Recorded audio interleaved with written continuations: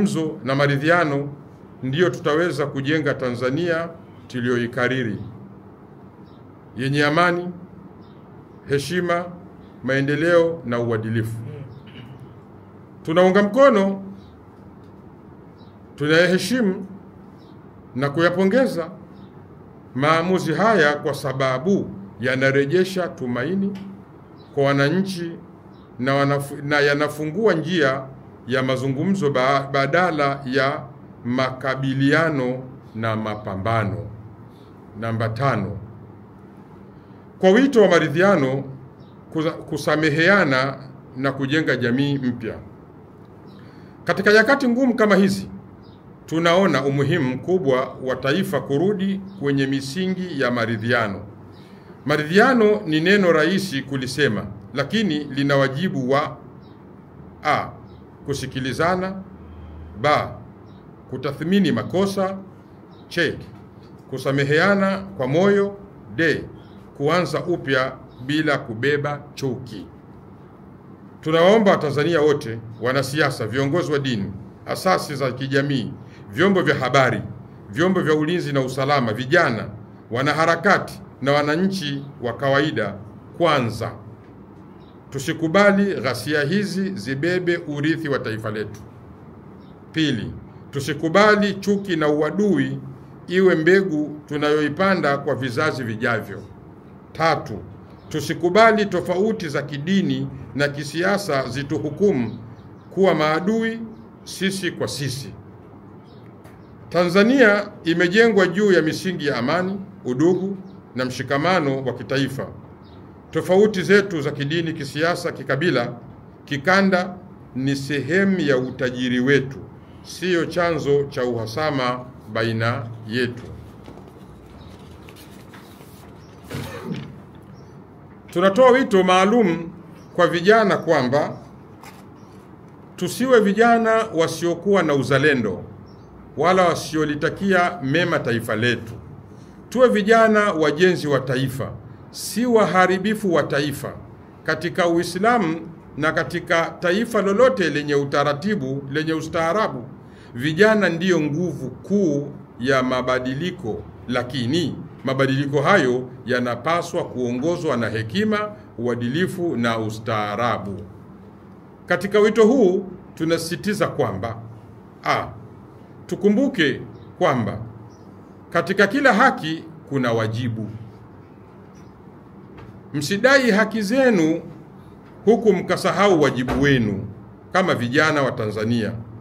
Taifa linawategemea kama nguzo ya kesho, na nguzo huimarika kwa kutekeleza wajibu, si kwa kuupuuza. Kila mzee wa leo aliwahi kuwa kijana wa jana, na kila mtoto wa leo atakuwa Gen Z wa kesho. Kila kizazi kina wakati wake wa kufanya kwa manufaa ya nchi. Leo ni zamu yenu, mfanye yaliyo mema kwa taifa letu. Tanzania tulionayo leo, iwe nzuri au mbaya, ni matokeo ya vijana wa jana waliostahamili na kutimiza wajibu wao walipodai haki zao. Leo historia hiyo inaendelea kupitia ninyi. Tunaunga mkono tamaa zenu za mabadiliko chanya kwa taifa, lakini tunakataa kwa nguvu zote mauaji, vurugu na uharibifu wa mali. Kumbukeni, hatuna nchi nyingine.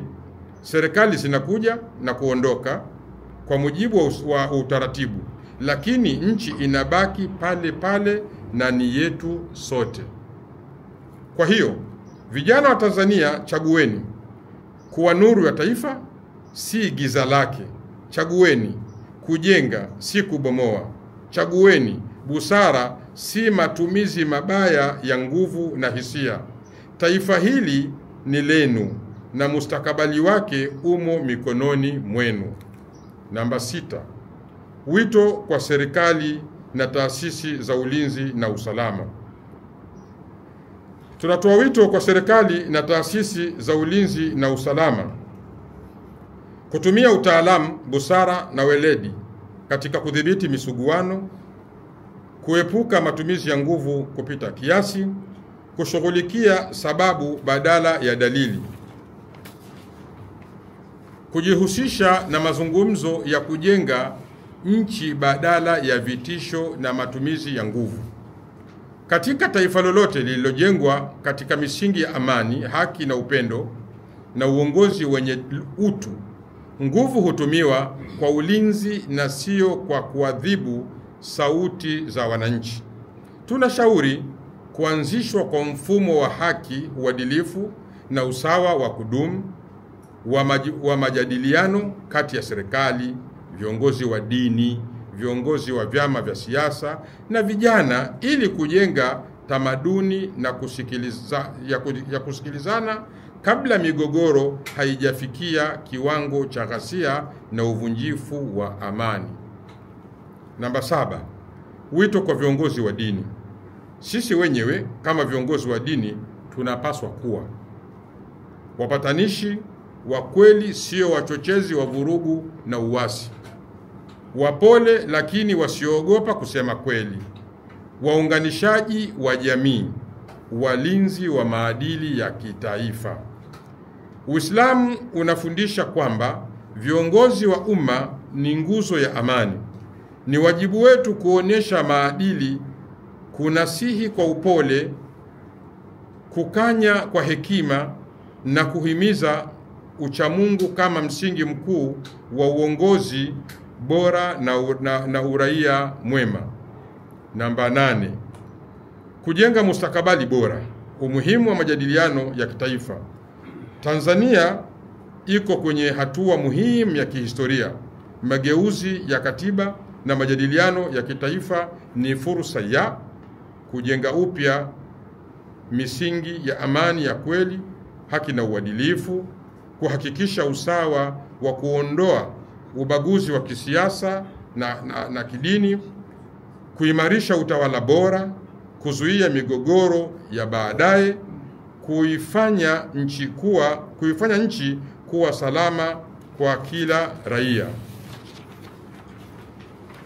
Namba 9, salamu kwa taifa na wito wa hatua mpya. Tunawasihi Watanzania wote tukatae ghasia za aina zote,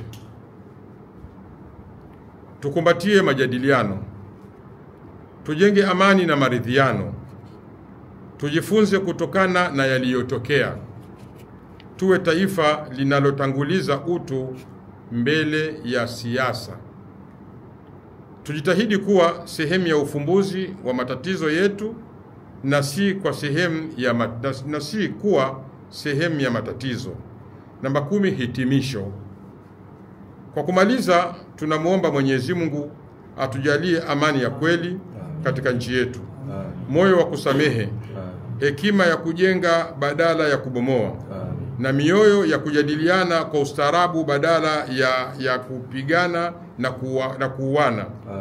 Tunawaalika viongozi wa dini, serikali, wanasiasa, vijana na wananchi wote kujenga Tanzania mpya yenye umahiri wa mazungumzo, nguvu ya umoja na furaha na fahari ya amani. Mwenyezi Mungu ibariki Tanzania. Mwenyezi Mungu waongoze viongozi wetu. Mwenyezi Mungu waondolee watu wake fitina, chuki na mgawanyiko. Wassalamu alaikum wa rahmatullahi wa barakatuh. Abdullah Saleh Ndauga, Rais Umoja wa Wanazuoni wa Kiislamu Tanzania, Hayatul Ulama. Tarehe 17 mwezi wa 11 2025.